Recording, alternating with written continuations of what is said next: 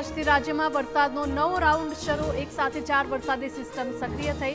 સૌરાષ્ટ્ર અને દક્ષિણ ગુજરાતમાં અતિ ભારે વરસાદની આગાહી।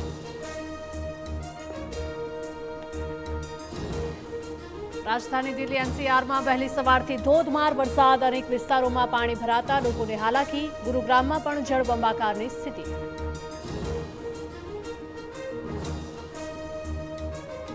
હિમાચલના કુલ્લુમાં શ્રીખંડ મહાદેવના પહાડ પર વાદળ ફાટ્યું। પૂરના એલર્ટને પગલે ખાલી કરાવાઈ બજારો।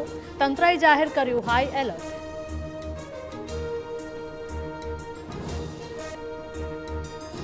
રાજકોટમાં આજથી સૌરાષ્ટ્રના સૌથી મોટા જન્માષ્ટમી મેળાનો પ્રારંભ। 5 દિવસ સુધી લાખો લોકો માણશે મેળાની મોજ।